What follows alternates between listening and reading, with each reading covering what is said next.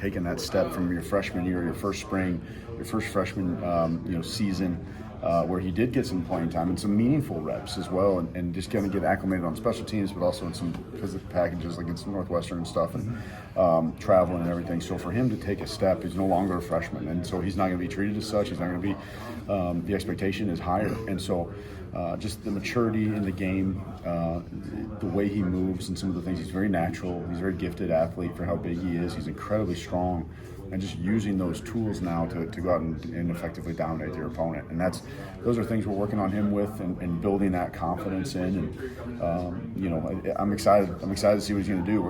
He's going to get some reps at guard.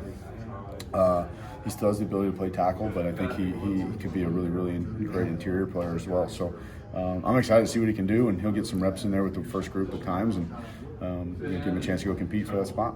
What did you like about Aiden when he went to the portal, and what does he bring to your group along with some of those other tackles you have? Well, I liked his experience. Number one, he's played a high-quality football, a high-level football.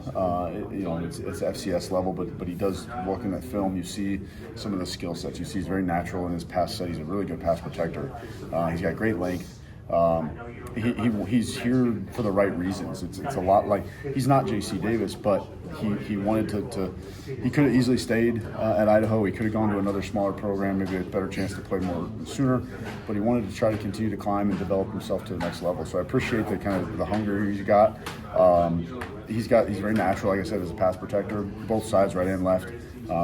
Needs to get stronger, needs to develop a few things. There's some technique differences that we're working through, especially on backside type things like cutoffs and just your footwork and your body positioning, things that different O-line coaches would maybe have different opinions on. So just learning our stuff, but been impressed with his work ethic and his leadership so far, especially for a guy that's coming in new with a pretty veteran group. So excited to see what he could do this spring. Bart, is this a unique spring for you here at Illinois, in the fact that you're bringing back all five guys and you get a chance to really work on depth? Yeah, it's unique in that way. It's also unique in the way that we do have some experienced guys coming back, so we can work on some of the things that we need to improve upon with that group. But the other thing that's kind of unique about this spring is a lot of those depth guys, or a lot of those guys that have, would maybe be in the discussion, a TJ McMillan, a Des Schuster, Eddie Turek, some of those guys, they're going to be out for spring, or at least limited this spring, and so it'll give some of those young guys a chance to really grow where maybe they wouldn't. Maybe they just get developmental time or in with the threes. Now they're mixed in with the twos, and potentially, if the ones, if we pull a guy for a practice or something. So, I'm excited about that. Actually, it'll probably lead to some frustration in the film room, but it's how you grow, right? It's how you take a big step forward. So they're going to get a lot of reps, and that's what's great. Is it accurate to kind of say the spring for you and your guys, and you experiment or cross-train a little bit more just so you can have some answers by when August comes around? Yeah, especially probably not so much with the first group, but with the second and third groups, or when we have to get some rotations in as the practice goes on, or the spring season goes on. We'll play around with some guys, particularly center, see if they can snap. It's always a good skill to develop. Maybe if we're down on a tackle or something, we can see if a guy can move out. But we will cross-train from time to time with those young guys. A lot of times we do recruit that. I mean, we've kind of talked about that. That's kind of well known. We recruit position flex. But I would say this spring is going to be very valuable for that.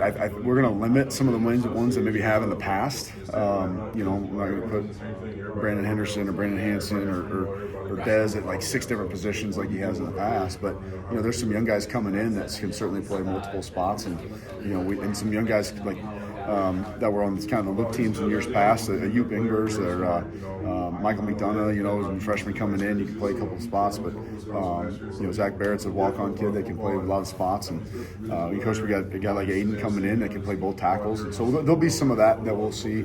You try to get your not only your development. Zafir Stewart, I should say, is another one, and see what those guys can do to become a third or fourth tackle, or even push for a starting position, or be ready to play. And then obviously on the interior, continue to build depth, particularly at that center spot, and then the tackle spot. A specific example, like in Brandon Henderson, where spring when you figured out, okay, maybe he can play center if we need him to, if he can do all of those things. Well, yeah. In fact, last year in fall camp is when we looked at that. When, if you guys remember, Cruzy had a sprained ankle there for a couple days, and TJ had a shoulder issue, and all of a sudden we're down to our third team center in a hurry. Right, it happened all I think on the same day, and we moved Brandon in. He was an incredibly intelligent player anyway. A very gifted athlete, and picked it up like that. And then, of course, we had to nail up in the Hall of Fame for him after that day. So, it just shows what he's capable of doing. But yeah, he certainly can. We're going to rep him a little bit there this spring. Not to take away anything from what he's doing at right guard and those type of things, but kind of excited what he could potentially do there. And there's other guys too that this spring gives you a chance. Like Mike McDonough came in as a true freshman. He's going to get a ton of reps there. Like what a valuable experience for him. Not that we're giving him a free rein to make mistakes, but what an opportunity to come in and clean some things up. So and get acclimated to college football, going against the new D lineman that we got. So and me yelling at you, right? But he, those are the things we're looking for in the spring, is to who can help us win next fall, and where in this era.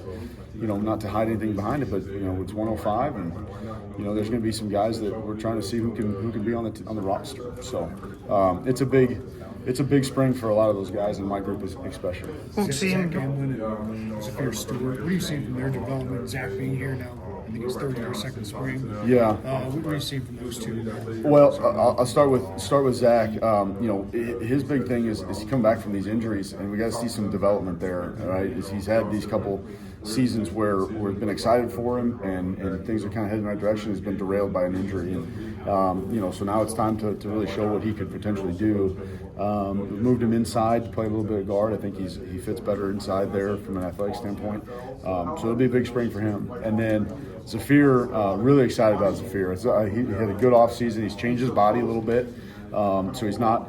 He's maturing physically, and he's always been athletic, but didn't come from a great weightlifting program or have a natural weightlifting ability, but he was very smooth and athletic for how big he was. So we trimmed him down a little bit. You see he'll look pretty good out there, at least by comparison. And, I was pleased today with how intentional he was, how purposeful he was with the way he practiced. Like, he's always been kind of a guy that's been happy-go-lucky and not just he showed up, but now I think he sees that he has a chance to maybe do something. So really been pleased with him.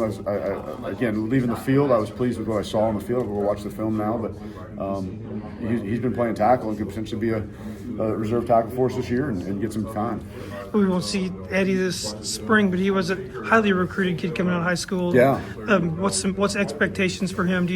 What ceiling do you see for him? Well, I liked him out of high school. I want that to be known. I liked him as an alignment out of high school. No, he wanted to play D-line and obviously did a nice job for us at times. We got a bunch of new guys coming in, and it was a good transition, because I've always kind of told Coach Jameson and Coach B that, hey, I'll take Eddie anytime you want, right? And so, in fact, I remember seeing him at North Central back when he was a younger player.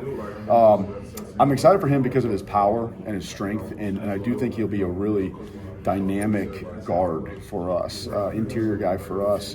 Just watching him on the D-line, the way he can come off the ball and control the line of scrimmage. Like, you start putting that, going vertically off the line in a B block or in a single that we do, and I think his skill set could really transfer to the guard spot. So I'm excited to see what he can do. He's got to learn the offense, so that if there's a silver lining to this, it removes him maybe from spring. It limits him in spring, but it does kind of increase his ability now to mentally prepare, right? So he can get in the film room, the playbook. He can get out there kind of coaching with the guys, and if he takes advantage of those mental reps, he could turn this into an advantage for him. So by the time we get into the summer, he'll be just fine physically. So I'm excited to see what he can do. Really am. Kellen, traveled with you guys last year. So, Oh, yeah, I didn't talk about it. what do you see from him? Where does he kind of fit in? Yeah, so again, Kellen traveled with us towards the end of the year. When we got him, he had an ankle issue coming from JUCO, so we actually had surgery on it last year. So he really was kind of out of the picture. And by the time he came back, he was really there for emergency depth purposes because he is very smart. So he learned the offense very quickly. So what I was really looking for this offseason with him was number one, is he healthy? Is he healthy? Does he have a chance to continue to increase his upper body and lower body strength? Because of the injury, it kind of derailed him on that. He's done a nice job in the offseason. We're working with him on footwork, on his technique, kind of body control, right? So he's not all over the place, but really impressed with kind of what I saw today with him, and he was off the ground, he stayed on his feet. He was a really, really smart player. He was working out after the practice. They were doing some things with his set, and really, really pleased with kind of where he's at. So hopefully he can keep pushing that envelope a little bit. He's probably needs to continue to work on some agility and some foot speed things with his body control. But yeah, pleased with at least the progression with him, and that's where we'll go with that. How's the Gallmeyer with your guys? Is